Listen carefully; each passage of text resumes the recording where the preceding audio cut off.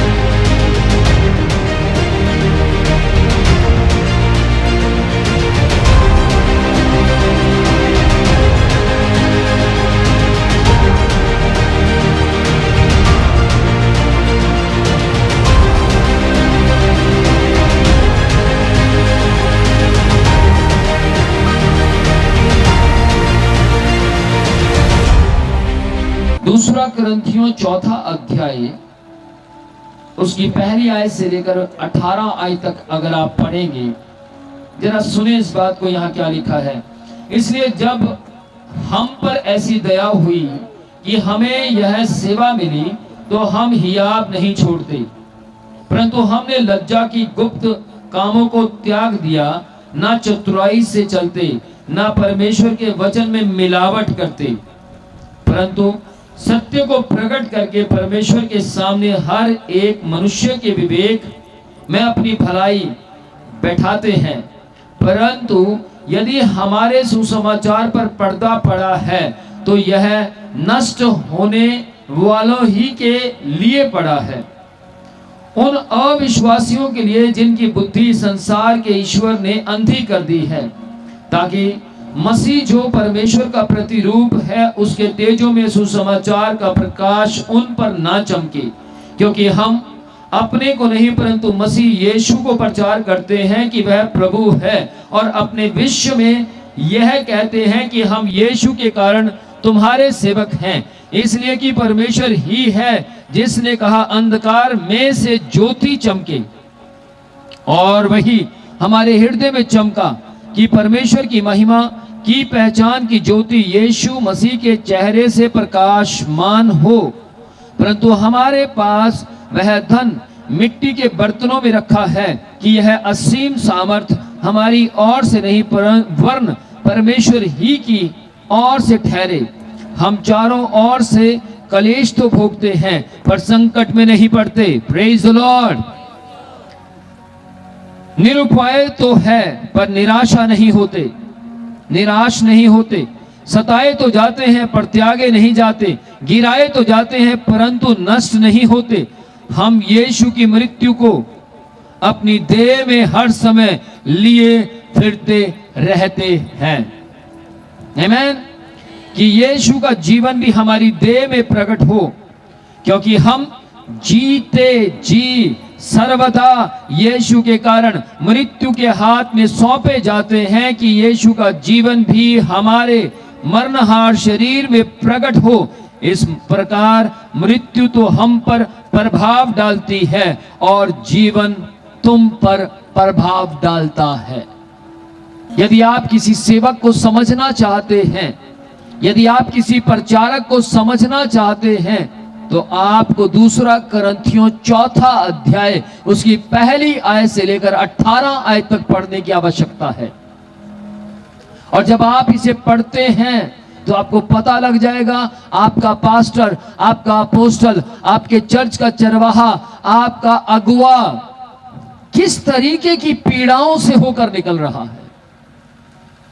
जो कोई भी आता है चार बातें सुनाता और चला जाता है, जो कोई भी आता है चार बातें बोलता और चला जाता है, लेकिन खुदा का दास क्या कहता? कोई बात नहीं, अपने ही बच्चे हैं, क्षमा करते हैं, कोई बात नहीं, ने खुदा आशीष दे, कोई बात नहीं, परमेश्वर इनके भविष्य को चमकाए, कोई बात नहीं, परमेश्वर इन्हें आगे बढ़ाता रहे। Praise the Lord. बड़ी अनोखी सी बात है। आते हैं और कहते हैं हम आपके साथ है। और अनोखी बात है क्या, थोड़े समय के बाद कहते हैं ये तो ठीक नहीं है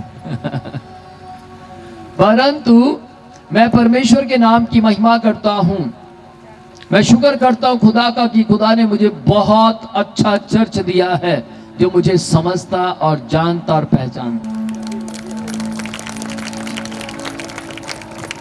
आप चाहते हैं लंगड़े चलने लगे, आप चाहते हैं अंधे देखने लगे, तो एक बार समझ आइए बैप्टिज्म क्या होता है।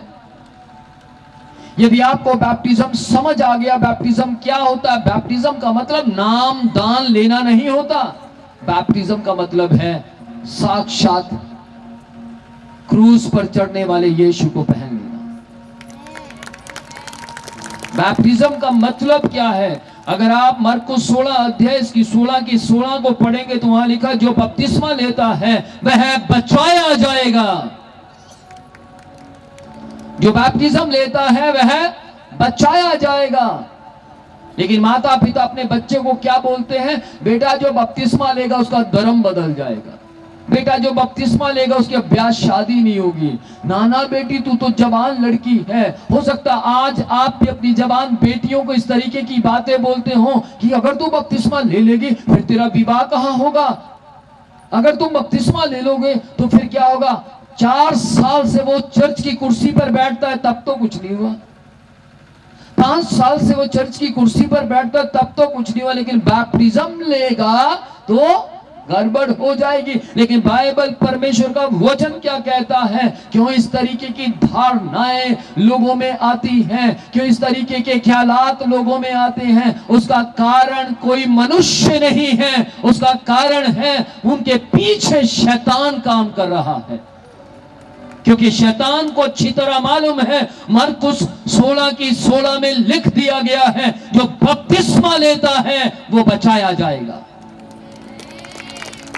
इसलिए शैतान माता पिता के कान में फुसफुसाता है, माता पिता को मिसगाइड करता है और दोस्तों को मिसगाइड करता है, मित्रों को मिसगाइड करता है और कहता है इनको बपतिस्मा ना लेने दो, इन्हें कहो अगर तुम बपतिस्मा लोगे तुम्हारा बेड़ा गर्क हो जाएगा, तुम बपतिस्मा लोगे गड़बड़ हो जाएगी। वो कौन कह रहा, मम्मी पापा नहीं कह रहे, संसार का ईश्वर जिसका नाम शैतान है वो कह रहा है। क्योंकि उसको मालूम है यदि ये बैप्टिज्म लेगा तो ये बचाया जाएगा। शैतान की दुश्मनी किसी के साथ नहीं है, सिर्फ किसके साथ है, वचन के साथ और वचन को खोल खोल कर पढ़ने वाले के साथ। बाकी शैतान किसी का दुश्मन नहीं। और दूसरा या उनका दुश्मन है जो वचन पूरा करते हैं। आप जितना ज्यादा वचन को पूरा करेंगे शैतान आपके विरुद्ध में खड़ा हो जाएगा। आप वचन पढ़ें, गुनाह करें, आप वचन पढ़ें, अपनी मनमानी करें, आप वचन पढ़ें, आप अपनी इच्छा के मुताबिक चलें, शैतान आपको टच तक नहीं करेगा, छेड़ेगा नहीं आपको।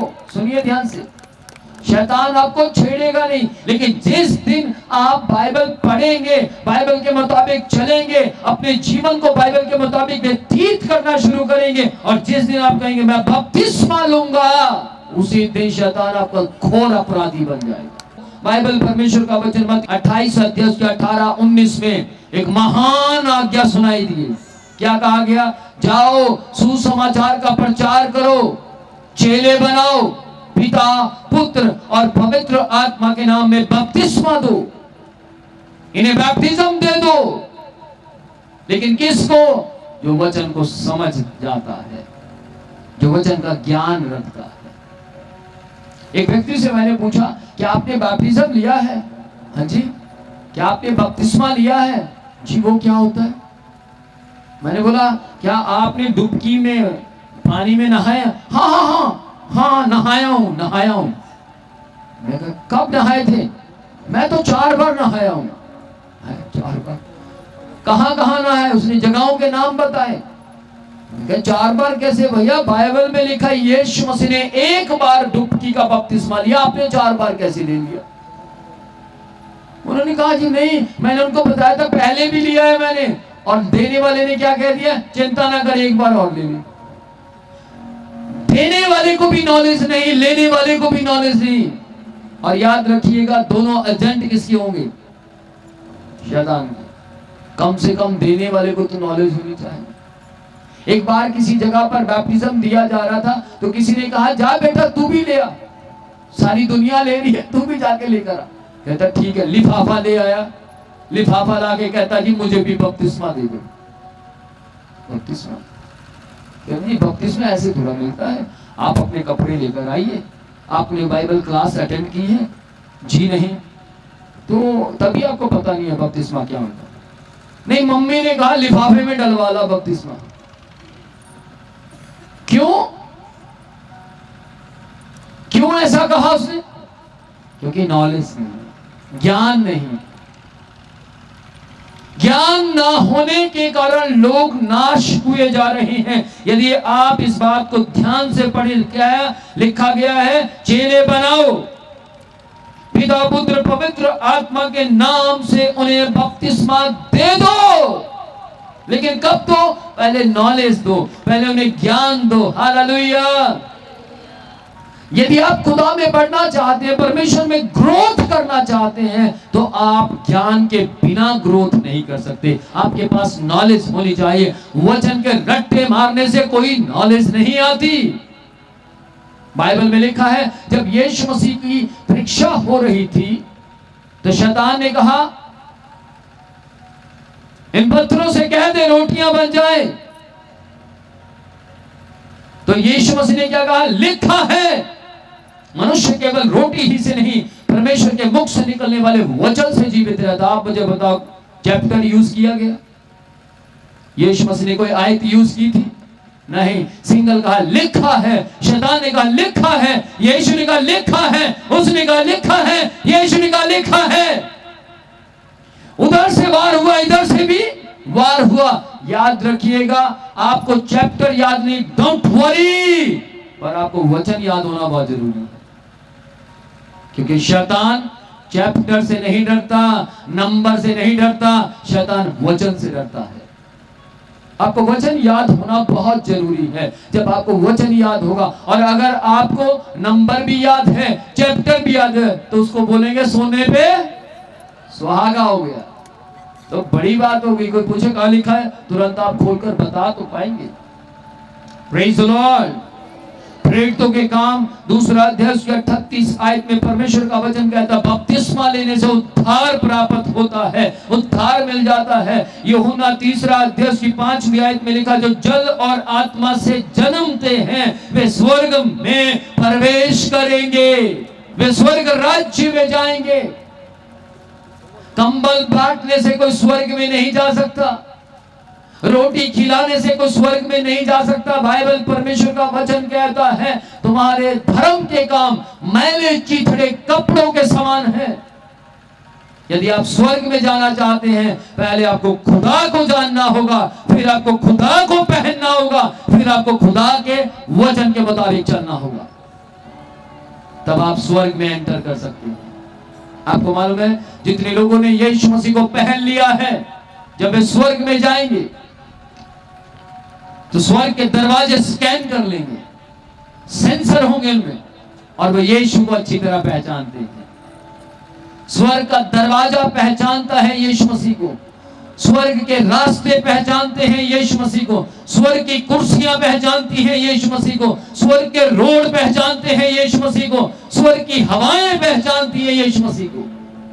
और जब आप वहां पर पहुंचेंगे, यीशु मसीह भी खड़े हो जाएंगे और कहेंगे ये वे लोग हैं जिन्होंने ना मात्र मुझे पहना, परंतु उन्होंने पहनकर कभी उतारा नहीं, हमेशा दिखाते रहे, मुझे प्रदर्शित करते रहे,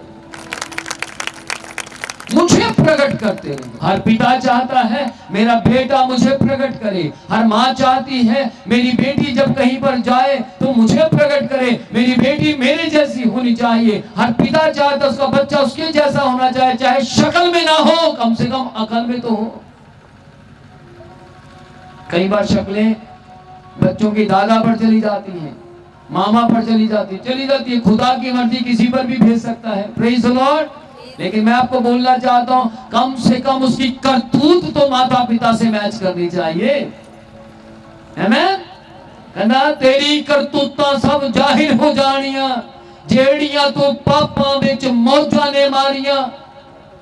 साडी करतूत जेकर आपां परमेश्वर नूं अपना जीवन दिता है, जेकर आपां रब नूं मनदे हां, जेकर असीं कह चुके हां यीशु मेरा रब है, जेकर तुसीं कह चुके हो यीशु मेरा पापा है, ते तुहाडी करतूत उहदे नाल मैच करनी चाहीदी है। तुहाडी गल्लां उहदे नाल मैच करनियां चाहीदियां ने। तुहाडे विचों यीशु निकलना चाहीदा है। Praise the Lord. और यदि हमारे जीवन से परमेश्वर का वचन निकलता है तो कोई हमें खुदा का बंदा कहे ना कहे, लेकिन ये जरूर कह देगा ये खुदा में चलने वाला मसीह है।